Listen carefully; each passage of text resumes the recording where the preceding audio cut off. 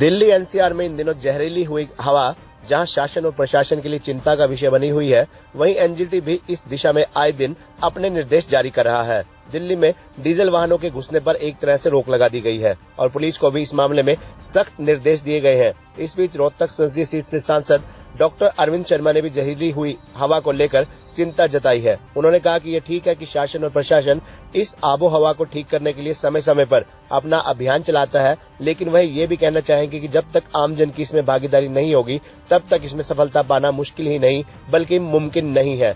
इसलिए आमजन को भी नित्य प्रति जहरीली होती हवा की शुद्धता और गुणवत्ता के लिए आगे आना चाहिए। उन्होंने इसके लिए आमजन को जागरूक किए जाने की बात कही। उधर प्रशासनिक स्तर पर भी वायु प्रदूषण को नियंत्रित करने के लिए सार्थक प्रयास किए जा रहे हैं, जिसके लिए वाटर कैनन का उपयोग किया जा रहा है। वहीं पुलिस द्वारा भी चालान काटने की प्रक्रिया अमल में लाई जा रही है। आपको ये बताना मुनासिब होगा कि झज्जर की हवा गुणवत्ता के हिसाब से दिल्ली से भी ज्यादा जहरीली हो चुकी है। दिल्ली की हवा की गुणवत्ता शनिवार को दोपहर के समय 390 और झज्जर की 397 आंकी गई, जबकि सुबह के समय में झज्जर की हवा की गुणवत्ता 420 आंकी गई थी। यहाँ ये भी बताना मुनासिब होगा कि 2 दिन पूर्व झज्जर में हवा की गुणवत्ता 457 आंकी गई थी, जो कि अत्यधिक खतरनाक है, जो कि महिलाओं, बच्चों, बुजुर्गों और अस्थमा के रोगियों के लिए जानलेवा साबित हो सकती है।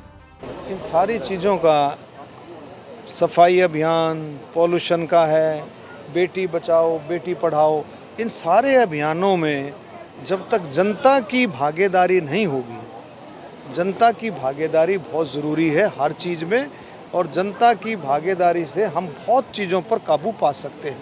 तो इन चीज़ों को समझ करके जब लोग समझने लग जाएंगे तब जा कर के कोई काम बनता है। कोई भी देश उन्नति तभी करता है जब उसका आम नागरिक के वो स्कीमें समझ में आए।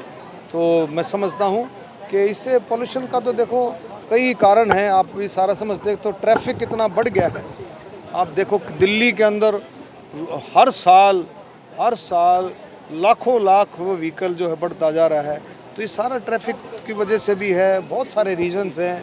और लेकिन सरकारें आपस में काम करके, मेल मिलाप से काम करके कोशिश कर रही है कि किसी तरह से काबू में पाया जाए।